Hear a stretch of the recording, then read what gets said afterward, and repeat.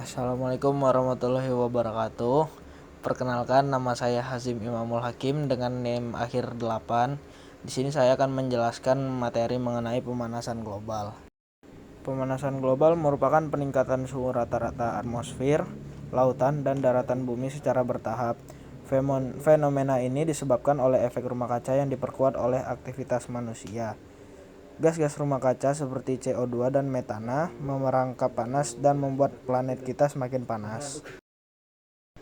Bumi semakin panas disebabkan oleh pembakaran bahan bakar fosil, seperti pembangkit listrik, transportasi, dan industri yang melepaskan banyak karbon dioksida ke udara. Selanjutnya itu ada deforestasi atau penebangan hutan yang dapat mengurangi kemampuan alam untuk menyerap CO2. Dan yang terakhir itu adalah dari sektor pertanian dan peternakan yang menghasilkan gas metana dan dinitrogen oksida dari pupuk dan hewan ternak.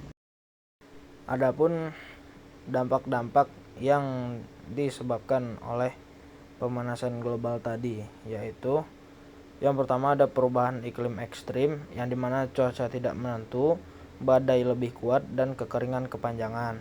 Yang kedua itu ada kenaikan permukaan air laut seperti es di kutub mencair yang dimana akan mengancam wilayah pesisir dan pulau-pulau kecil. Dan yang ketiga itu ada ancaman terhadap keanekaragaman hayati yang dimana banyak spesies hewan dan tumbuhan yang akan beresiko punah. Dan yang terakhir itu ada krisis pangan dan air yang dimana ini dapat mengganggu sektor pertanian dan kelangkaan air bersih. Adapun strategi untuk mengatasi pemanasan global. Yang pertama itu ada transisi energi yang dimana kita dapat beralih dari batu bara dan minyak ke energi yang lebih bersih seperti tenaga surya dan angin.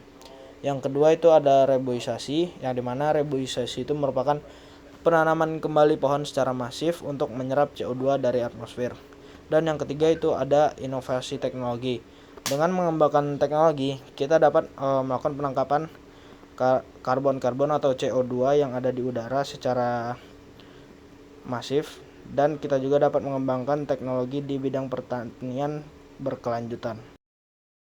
Dan ada juga beberapa solusi untuk mengatasi pemanasan global, seperti hemat energi dengan cara mematikan lampu dan alat elektronik jika tidak digunakan. Yang kedua itu kurangi penggunaan kendaraan pribadi.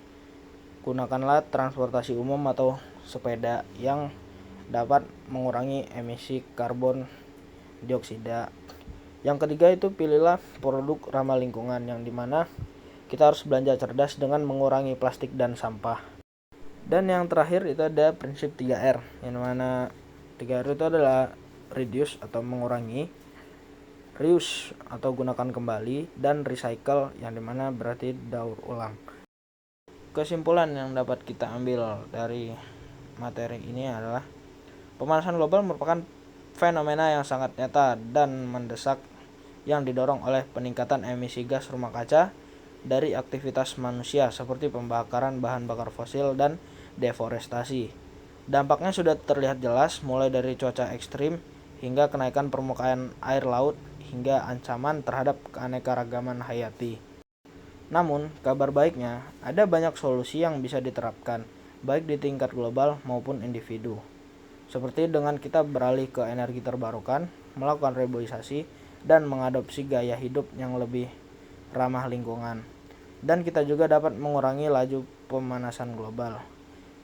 Upaya kolektif ini sangat krusial untuk melindungi bumi dan memastikan masa depan yang lebih aman bagi generasi yang akan mendatang. Mungkin sekian materi yang dapat bisa saya sampaikan. Apabila ada kata-kata yang salah, saya minta maaf. Terima kasih. Assalamualaikum warahmatullahi wabarakatuh. Ya, sebuah studi baru menunjukkan hampir 700 spesies ikan sangat rentan terhadap kenaikan suhu air. Ya, lapisan es di Kutub Utara terus mencair hingga mencapai titik terendah kedua dalam 4 dekade terakhir. Hal ini menandakan dampak signifikan dari perubahan iklim di